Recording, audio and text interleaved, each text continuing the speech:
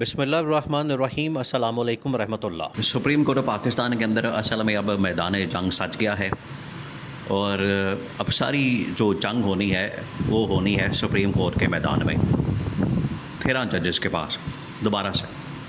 آج سے 1 مہینہ پہلے جب 12 جولائی کو فیصلہ آیا تھا عمران خان اور پی ٹی آئی کے حق میں، جس میں کہا گیا تھا کہ آپ پی ٹی آئی اور عمران خان کو مخصوص نشستیں واپس کریں، اس کے بعد سے حکومت نے تو بدنیتی کے اوپر یہ الیکشن ایکٹ بھی پاس کر لیا اور ریویو پٹیشن بھی ڈال دی، پھر الیکشن کمیشن کو بھی اپنے ساتھ ملا لیا، سازش کے اندر اس کو بھی شامل کر لیا۔ پہلے وہ فیصلے کے اوپر عمل درآمد کر رہے تھے، اچانک سے ان کو خیال آیا سپریم کورٹ کے دائرہ اختیار کے اوپر سوال اٹھانے کے لیے انہوں نے ریویو پٹیشن ڈال دی۔ تو یہ اب سارا کا سارا معاملہ جو ہے وہ سپریم کورٹ کے اندر دوبارہ سے میدان جنگ اور عدالتی محاذ کھلنے جا رہا ہے، اور 13 ججز دوبارہ سے بیٹھنے جا رہے ہیں، کیونکہ یہ جو الیکشن ایکٹ کے اندر ترمیم کی گئی ہے، امینڈمنٹ کی گئی ہے، اس کو بھی باقاعدہ طور پر پی ٹی آئی نے چیلنج کر دیا۔ تو اب ساری گیم جو ہے وہ گرد گھوم رہی ہے کس کے؟ مخصوص نشستوں کے، کیونکہ مخصوص نشستوں کے اوپر ہی ساری گیم پھنسی ہوئی ہے۔ اس حکومت کا جو اس کی جو وجود ہے، اس کی سلامتی ہے، اس کی بقا ہے اس حکومت کی، وہ اس کیس کے اس فیصلے کے گرد گھومتی ہے، کیونکہ اگر اس فیصلے کے اوپر عمل درآمد ہو جاتا ہے تو حکومت 2 منٹ میں فارغ ہو جائے۔ اس وجہ سے اس کی بقا اور سلامتی کا مسئلہ بن چکا ہے حکومت کا، اور اسی کے اندر سے ہی ایکسٹینشن کا راستہ بھی نکلتا ہے، جو کہ کئی مرتبہ حکومت کی جانب سے آفر کی گئی ہے کھادی فائز عیسیٰ کو۔ ایون کہ حکومت نے باقی ججز کو بھی خریدنے کی کوشش کی کہ آپ کے بھی ٹینیور پوسٹ ہم بڑھا دیں گے، آپ کو بھی ہم ساتھ میں ٹینیور آپ کا بھی اضافہ کر دیں گے، اور آپ کو ریٹائر نہیں کریں گے، آپ بھی 2-2 4-4 سال اضافی لے لیں، لیکن حکومت کا کچھ نہ بگاڑیں آپ، حکومت کو کچھ نہ کہیں آپ۔ لیکن سلام ہے ان ججز کو جو کہ آئین اور قانون کے حق میں کھڑے ہو گئے، جس میں جسٹس منصور علی شاہ، جسٹس اطہر من اللہ، جسٹس منیب اختر، جسٹس عائشہ ملک، جسٹس یحییٰ افریدی، جسٹس محمد علی مظہر۔ یہ وہ ججز ہیں جو کہ آئین اور قانون کے حق میں کھڑے ہو گئے اور ڈٹے ہیں۔ تو اب معاملہ ہے اس وقت سپریم کورٹ کے اندر عدالتی جنگ شروع ہو چکی ہے۔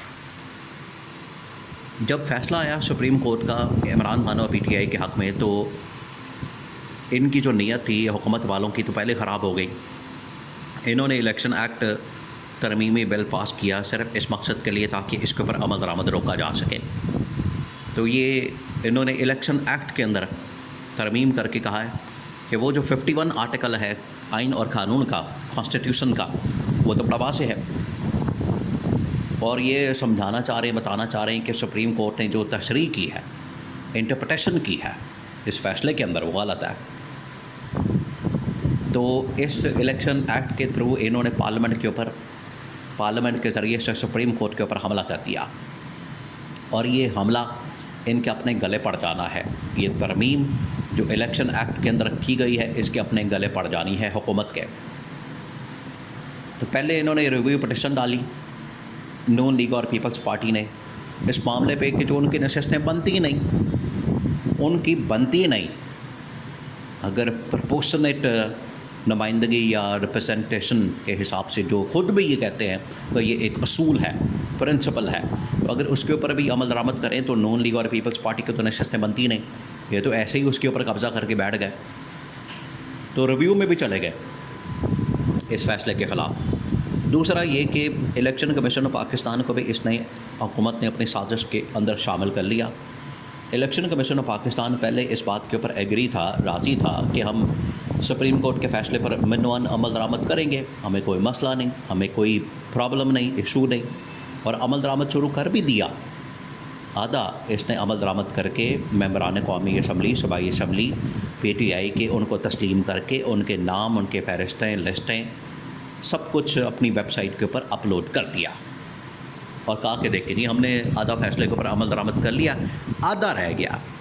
آدھے کے لیے یہ چلے گئے سپریم کورٹ کے اندر اور کہا کہ ہمیں گائیڈ لائن دی جائے, ہمیں بتایا جائے, ہمیں اس بارے میں آگاہ کیا جائے کہ آگے فیصلے کے اوپر عمل درآمد کیسے کرنا ہے. تو الیکشن کمیشن تو یہ کر رہا تھا, لیکن انہوں نے لپیٹا اس کو, الیکشن کمیشن کو اپنے ساتھ. دیکھیں ہر کوئی تو ان ججز کی طرح تو نہیں ہوتا جو آئین اور قانون کی خاطر ڈٹ گئے, کھڑے ہو گئے. الیکشن کمیشن تو بالکل ہی لمبے پہ گیا. اس کو کوئی لالچ دی ہوگی, یا ان کو کوئی عہدے کی لالچ دی ہوگی, ایکسٹینشن کی کوئی لالچ دی ہوگی, یا کوئی اور لالچ دی ہوگی, جس کی وجہ سے الیکشن کمیشن آف پاکستان وہ بھی چلا گیا ہے ریویو پٹیشن میں اس فیصلے کے خلاف. اب انتظار ہو رہا ہے 13 ججز کے, 8 ججز کے ان کی جانب سے جو فیصلہ آیا تھا اس کی ڈیٹیل ججمنٹ کا, کہ ایک مرتبہ تفصیلی فیصلہ آ جائے, ڈیٹیل ججمنٹ آ جائے, ایک مرتبہ تحریری آرڈر آ جائے کہ اس کے اندر کیا لکھا ہے, اس کے اندر کیا گائیڈ لائن ہے, اس کے اندر کیا آگے کی مستقبل کے راستہ دکھایا جاتا ہے. کیونکہ انہوں نے یہ جو ابھی چند دن پہلے 2 ججز نے, جسٹس امین الدین خان اور جسٹس نعیم اختر افغان نے جو اختلافی نوٹ دیا, اس کے اوپر بڑا شور مچایا. اور دیکھیں جی وہ اختلافی نوٹ آ گیا, اس کے اندر یہ اعتراض آ گیا, اس کے اندر جو ہے آبجیکشن آ گیا ہے, وہ اختلاف کر دیا ہے, اور یہ ہو گیا ہے, وہ ہو گیا ہے. بڑا انہوں نے بیانیہ بنایا حکومت والوں نے. ان کا information minister, law minister, attorney general اور پوری پارٹی ایسے آ گئی میدان کے اندر, میڈیا کے اندر, کہ جیسے کہ پتہ نہیں طوفان آ گیا, اور اس میں کچھ بھی نہیں, کھودا پہاڑ نکلا چوہا, اس میں کچھ بھی نہیں تھا. اصل تو فیصلہ ہے 8 ججز کا. جب وہ آ جائے گا تو پھر باقی پروسیس شروع ہو جائے گا. اب کیونکہ الیکشن کمیشن نے ریویو کر دیا ہے, الیکشن ایکٹ بھی آ گیا ہے, ماضی سے کیسے اس کا اطلاق ہوگا یہ ابھی سمجھ نہیں آ رہی, کیونکہ ماضی سے اطلاق نہیں ہو سکتا اس قانون کا.